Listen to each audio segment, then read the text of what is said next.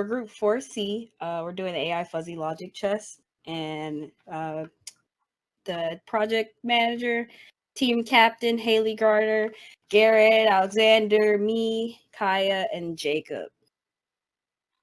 So for our objectives, is to create the main thing is to create a program to play the fuzzy logic medieval rules.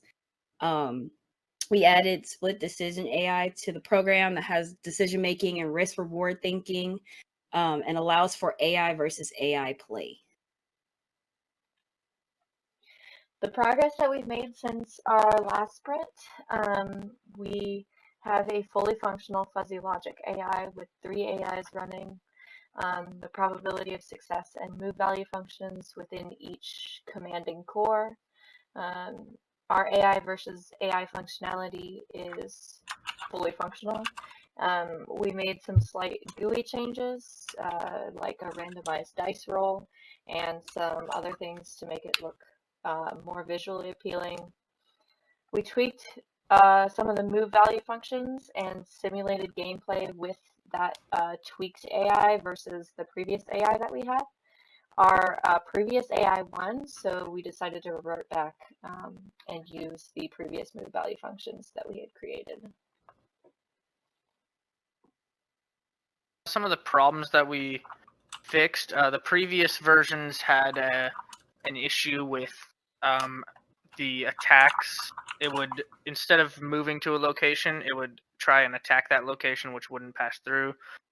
We've since solved that problem, and then we've cleaned up the code a little to make it easier to read, and we've added some comments to make it more understandable. So now we're going to show a demonstration of our AI. Here is a demonstration of our chess AI. Our GUI is mostly unchanged from the last time. We liked the simplistic visual aspect of our GUI. We still have our pieces captured over here, the title of the game, and a simple chessboard. When you hover over non-piece occupied spaces, it just shows the space name, and then when you hover over pieces, it'll show you the delegation and what space they're occupying and the piece name. We did change the GUI slightly on the right hand side to make the king, left bishop, and right bishop words more visible when the moves have been taken, so they are bold and underlined. And then our dice roll, we created a randomized animation for it so that whenever the dice is rolled, it looks like an actual dice is being rolled. So we have the AI play function down here where you can play against an AI if you prefer not to take a turn, or you can just continuously click this button for each turn throughout the game. The black pieces are the AI, and the white can be the player, or it can be the other AI, depending on how you decide to take your turn. The colors underneath all the pieces represent different delegations, and you can redelegate by clicking on a piece. Has to be a king piece. Okay. Clicking on a piece and then assigning it to a specific delegation. It's middle mouse click, right? Yes. Yep. We'll go ahead and simulate some gameplay.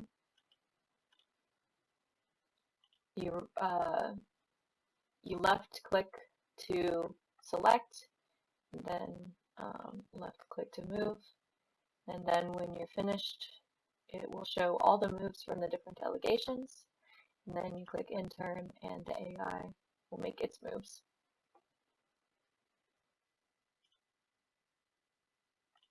And then when you left click selecting a piece, and if there is a piece that it can attack, it will show what you can possibly attack. It'll highlight in red, and then when you left click on a piece, it'll also show the available moves. Okay, so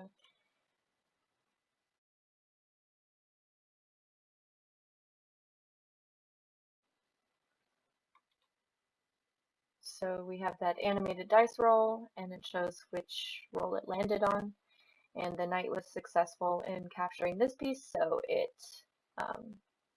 added it to this piece's captured graveyard over here. Okay, so if you want the AI to play against the AI, we have AI versus AI play.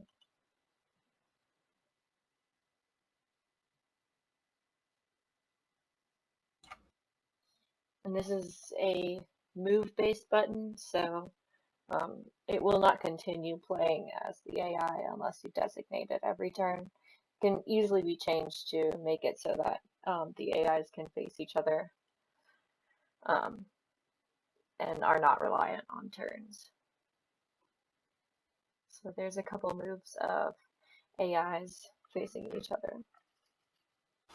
And that concludes our senior project presentation.